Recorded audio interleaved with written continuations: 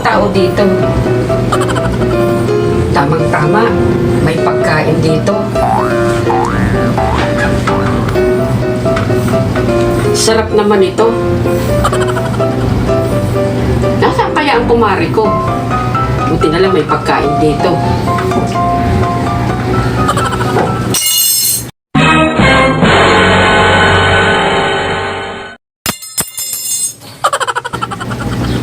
Sino yan?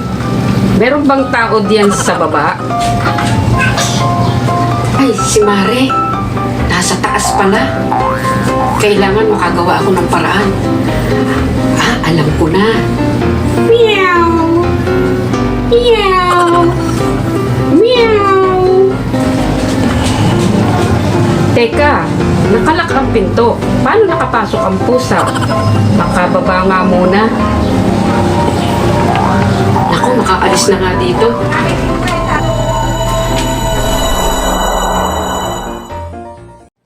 Naubos lahat ang pagkain dito. Sa kaya dumaan ang pusa? Di bali na nga. It's cooking time. Before all, please i-click nyo ang likes and subscribe and hit notification bell para sa updated kayo sa mga video ko. Ang lulutuin natin ngayon ay sauteed ampalaya with miso. Ang ampalaya ay isang mahusay na pagkain na nakukuha ay nutrient.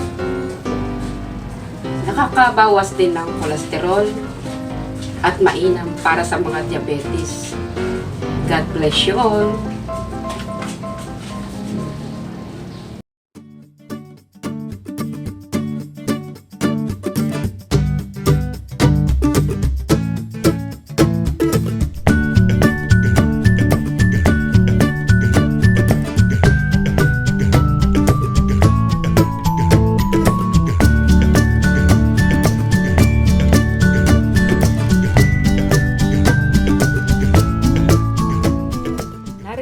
Ang mga ingredients ng sauteed ampalaya with miso.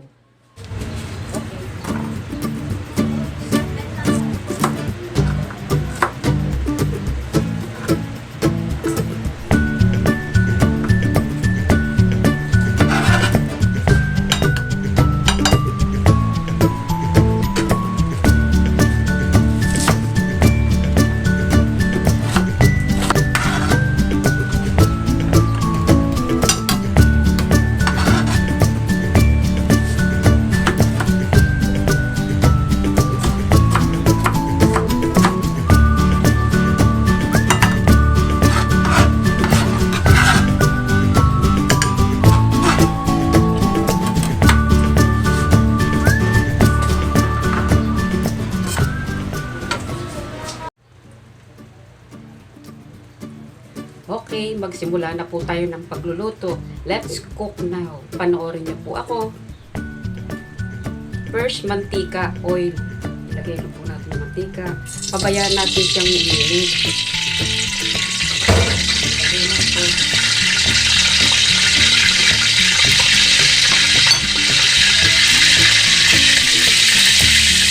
Ilagay na po natin yung bawang.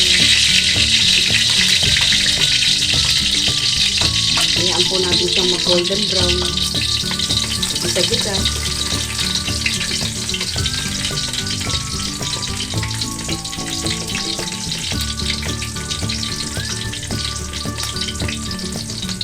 Isunod na po natin ang sibuyas.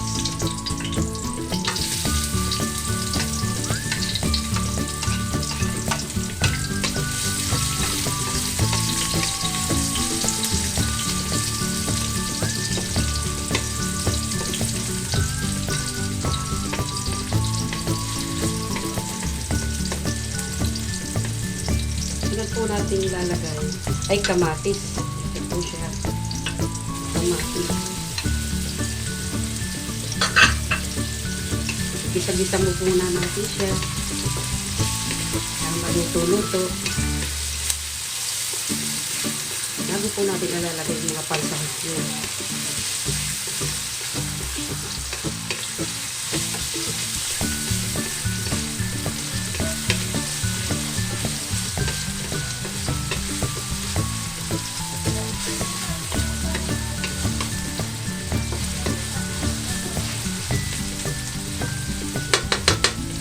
Ilalagay na po natin ang giniling na baboy. Bahala po kayo kung gaano karami gusto nyo. Meron pong dagdagan nyo. Pwede naman pong konti lang para lumasa. Meron na po yung giniling na baboy. Gigisa ko na muna yan. Haluin. Para maghalo-halo. Hanggang sangkap.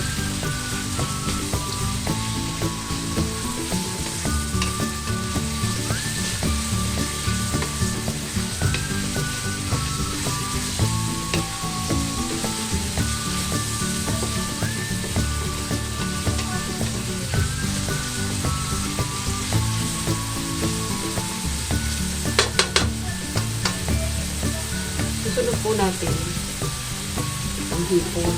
1/4 lang po ito. Tatanggalan nyo na po siya ng balat. Yung balat naman po, dudurugin nyo siya para sabaw, para lumasa ang ampalaya. Kaya na po siya. Igisa-gisa natin ulit.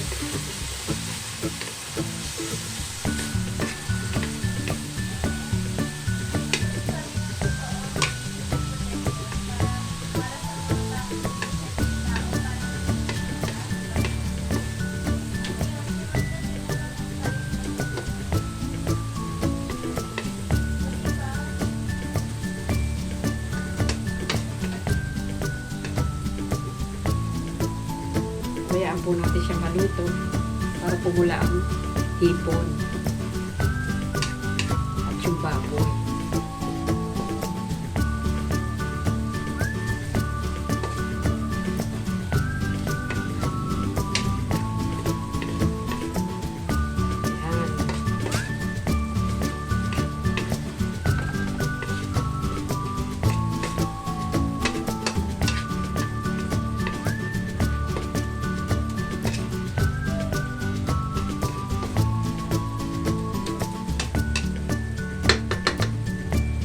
Sunod na po natin pork cubes.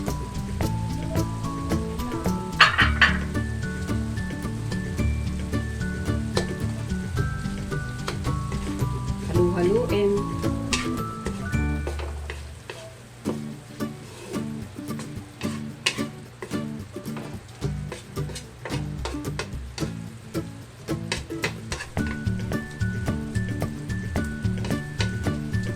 Susunod po natin miso. Half cup lang po ito, miso.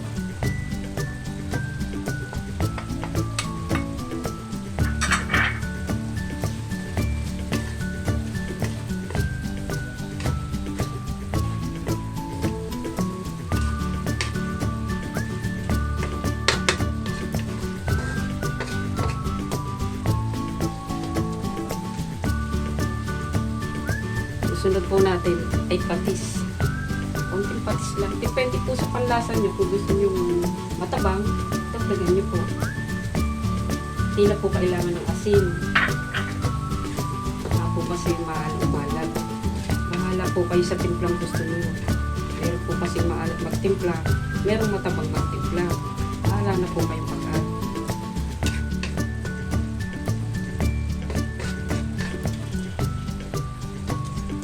Ilalagay na po natin yung binabad na ampalaya.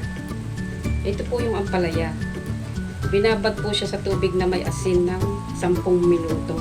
Huhugasan po natin ng 2 beses. Tapos saka po natin siya tatanggalan ng sabaw bago natin ilagay sa kawali. Sandali lang po.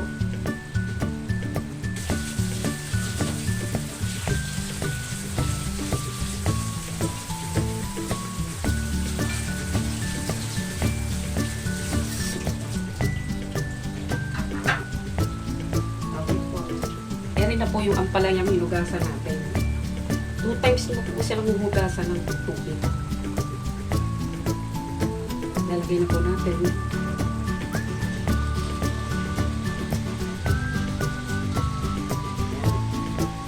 Huwag po masyadong hahaluin para mawala yung bitter niya, yung pait.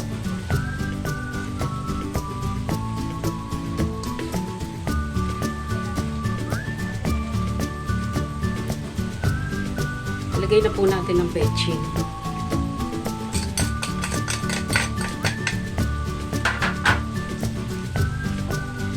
At yung tubig niya, 1 cup lang po. Hindi kailangan maraming tubig. Yan. Ilagay po natin yung 1 teaspoon kutsarita na asukal para wala yung lasa niya.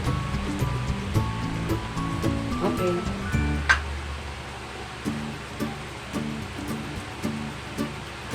Huwag masyadong haluin. Ganyan lang po.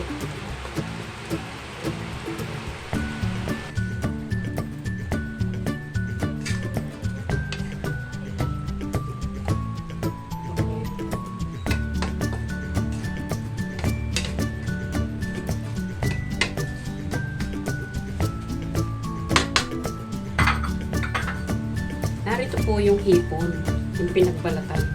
Kukunin po natin yung sabaw niya, yung pinaka-juice ng hipon, pampalasa. Ipigain ko na po siya.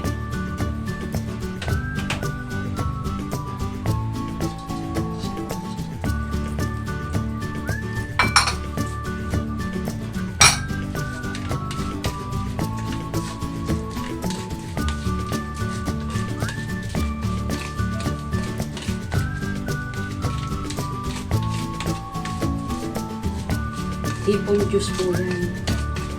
Para lumasa yung gulay.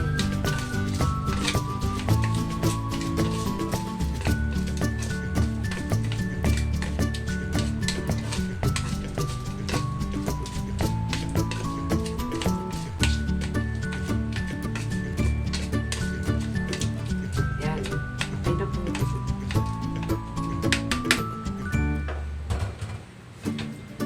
Lutuin po natin siya ng 5 minutes. Kailangan half cook lang ang palaya. Hindi masyadong lutong-luto. Takpan na natin. 5 minutes. 5 minutes later. No! God, please, no! No! No! Okay, 5 minutes na. Luto na po ang ampalaya. Okay, alisin na po natin.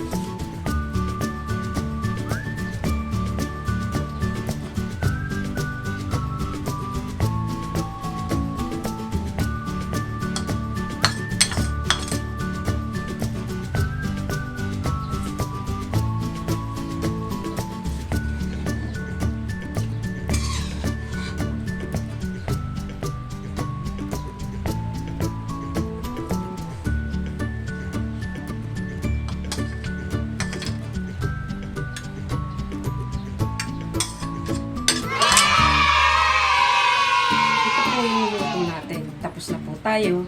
Sauteed ampalaya with miso. Okay po. God bless you all.